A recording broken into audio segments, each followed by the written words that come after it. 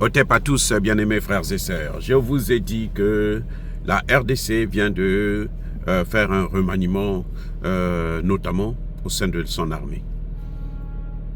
Ah oui, Monsieur Tshisekedi a bougé tout le monde. En tout cas, toute la tête du commandement militaire sur le front de l'Est de la RDC, notamment dans le Nord Kivu, a été décapitée. Et on les a tous balayés pour remplacer de nouvelles personnes. Et le chef d'état-major général de l'armée, Chiwewe, lui aussi, a été viré et remplacé par un autre chef d'état-major, comme je l'ai dit dans ma vidéo précédente, le lieutenant général Jules Banza. C'est vrai, nous savons que Tshisekedi a fait là, on attendait ça depuis très longtemps, malheureusement c'est arrivé très en retard, après près d'un an, 2 ans même, où ces gens-là étaient en train de tergiverser. Mais nous pensons que, en principe, les choses devraient aller mieux. Je ne sais pas pourquoi Tshisekedi, en changeant la tête de commandement à l'Est, a envoyé, a affecté un Rwandais. C'est-à-dire que c'est incroyable ce que Tshisekedi fait. Il passe tout son temps à perdre le temps. Hein, il y a bien des Congolais, des généraux qui sont capables de faire cette affaire. Mais elle a préféré choisir un Rwandais. Bon, pour moi, je pense que c'était un mauvais choix.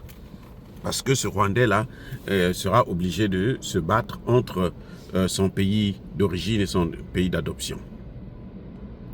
Mais n'en déplaise, nous comptons surtout sur nos frères Wazalendo, parce que s'il n'y avait pas les Wazalendo, en tout cas, aujourd'hui, l'Est du Congo devrait déjà appartenir à Paul Kagame.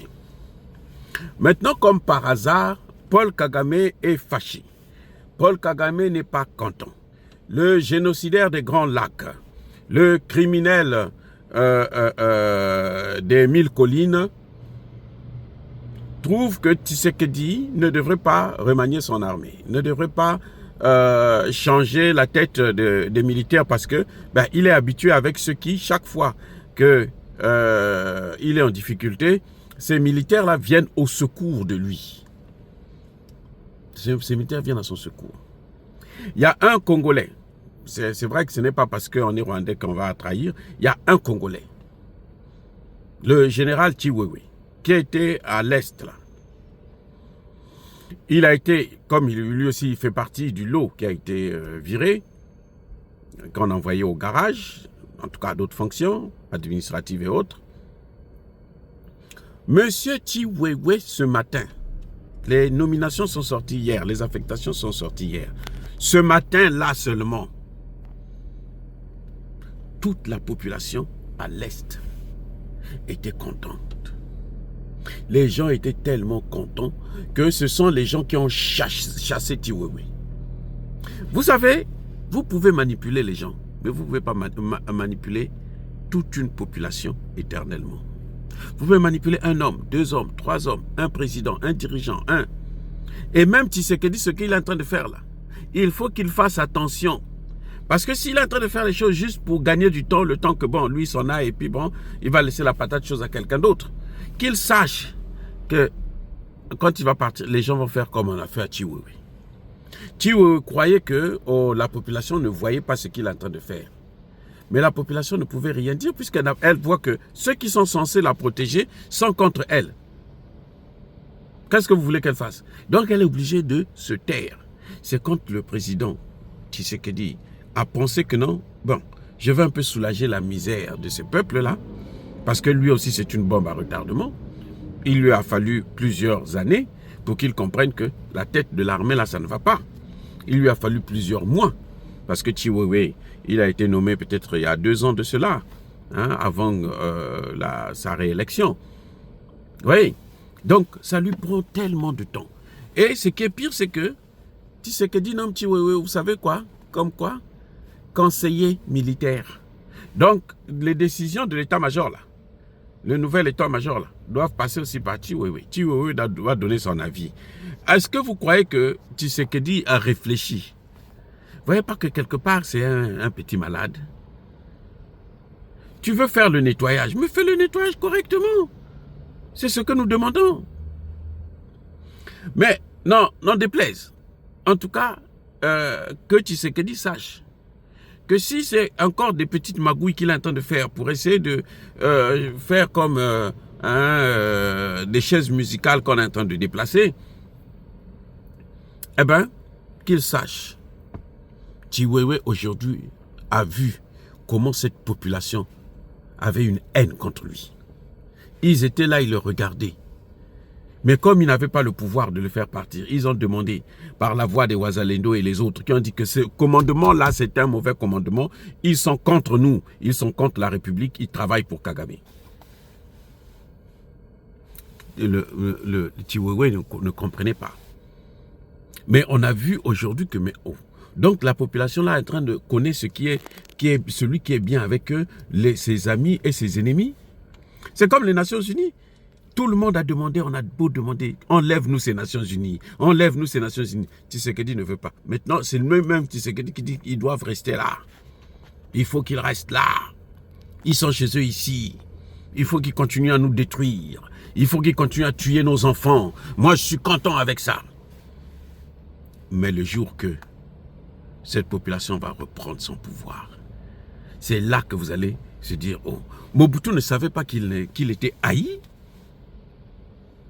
Et pourtant, Kagame, comment on l'appelle, Kabila venait avec Kagame dans ses valises. Donc tout le monde savait que, mais on est en train d'amener le génocide chez nous. Mais les gens se sont dit, ouf, qu'il s'en aille.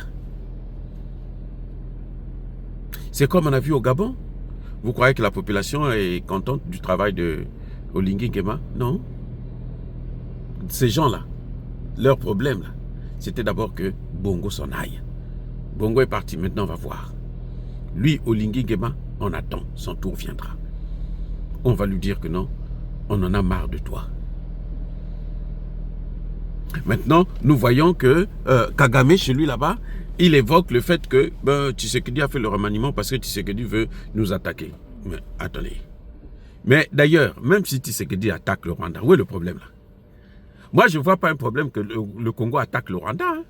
En principe, d'ailleurs, c'est ce qu'il faut faire pour arrêter cette guerre définitivement. Il faut l'amener au Rwanda. Si on amène ça sur le sol rwandais, quand les Rwandais aussi vont voir que, oh, mais on est en train de venir leur tuer leur population là, vous allez voir qu'ils vont se révolter contre leur président et il va arrêter de soutenir les Occidentaux pour balkaniser le Congo. C'est parce que Tshisekedi, bon, c'est comme une petite mule, un mouton. Quand tu tapes, il continue à mener la tête, tu tapes, ainsi de suite. Et quand il a une petite folie, alors il fait il bouge un peu, mais sinon, c'est pas quelqu'un de fiable. Au nom de quoi Kagame peut se trouver contester. Kagame n'est pas content qu'on change la constitution. Kagame n'est pas content que Tshisekedi remanie son armée. Kagame n'est pas content que Tshisekedi... Où est son problème? Soyons sérieux. Pourquoi le Centrafrique ne se plaint pas? Pourquoi le Congo-Brazzaville ne se plaint pas? Pourquoi le Soudan ne se plaint pas? Pourquoi c'est seulement Kagame qui trouve que non. Il n'a pas le droit de faire ça. Parce qu'il était habitué avec ceux-là qui l'aidaient à prendre des territoires. Maintenant, comme ils ne sont plus là, il faudrait qu'ils trouvent encore des moyens pour corrompre les nouveaux dirigeants. Mais qu'ils sachent que cette population-là, elle est patiente. Le jour qu'elle va vous vomir, elle ne va plus vous reprendre. Elle ne va plus vous remanger. Parce que on ne revient pas sur son vomi. Soyez bénis, abondamment bénis par le Dieu des Kémités, par nos ancêtres évangélisés. Mais que tous ceux qui persécutent le continent africain, le pillent et le déstabilisent, qu'ils soient noirs, blancs, chinois, arabes, juifs, indiens ou qui qu'ils soient punis, maudits, foudroyés, neutralisés, écrasés, effacés par le Dieu des Kémités, par nos ancêtres évangélisés. Vive l'Afrique éternelle, j'ai dit et j'assume.